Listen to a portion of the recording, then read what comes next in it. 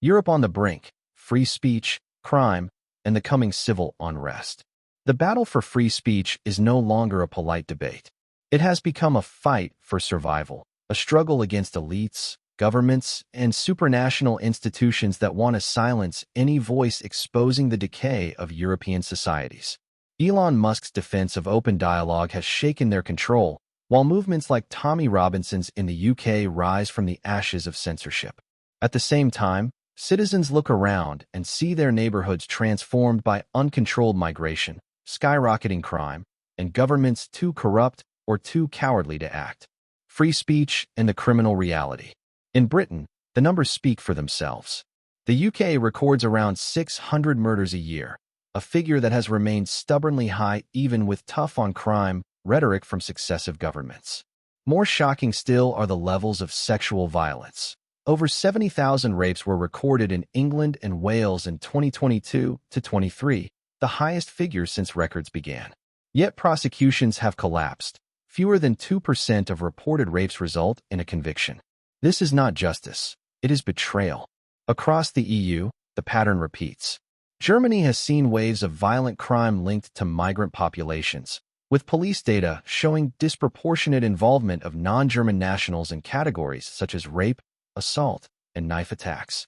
France records over 800 murders annually, and sexual violence complaints have surged past 90,000 a year. In Sweden, once hailed as a model of social harmony, shootings and gang rapes have become so frequent that police openly admit they cannot contain the chaos. Silencing the messengers. When activists, journalists, or ordinary citizens point to these realities, they are branded as racist, far-right, or Islamophobic. Tommy Robinson's movement, restored to public visibility thanks to Musk's X platform, exists precisely because the mainstream refuses to allow honest discussion of these crimes. Robinson's critics call him dangerous, but who is more dangerous? The man raising the alarm, or the elites who hide the truth while ordinary families bury their dead and women live in fear? The British establishment, under Keir Starmer's Labour Party, works overtime to suppress uncomfortable debates. Macron in France deploys riot police against angry citizens, while German leaders pass laws to criminalize hate speech. The EU's Digital Services Act aims to erase dissent at the continental level, forcing platforms to censor content that exposes migrant crime or criticizes elite failures. This is not democracy. It is tyranny dressed in bureaucratic language. The hidden hands behind the chaos. At the heart of this crisis lies the corrupt alliance between governments and the global financial dynasties that installed them.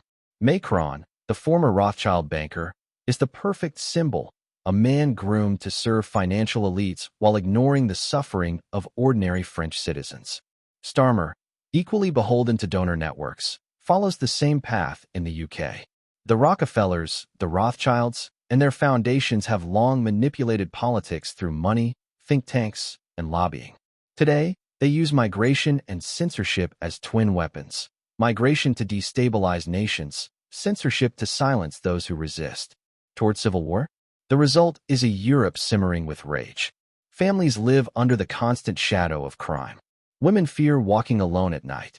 Citizens feel like foreigners in their own countries. And when they speak up, they are silenced by governments, mocked by media, and punished by courts. It is no wonder that many predict civil wars in the UK and France within the next decade. The ruling elite are cutting the very branch on which they sit, blind to the fact that when people are silenced and terrorized, rebellion is inevitable. Conclusion: the last chance for freedom. The choice is stark. Either Europe restores free speech and confronts the realities of crime, migration, and elite corruption, or it descends into chaos. Elon Musk's intervention has cracked open the conversation, but one man alone cannot save Europe. It will take millions of citizens demanding their right to speak, their right to safety, and their right to truth. Without that, the Rothschilds, the Rockefellers, and their puppet governments will drag the continent into civil war.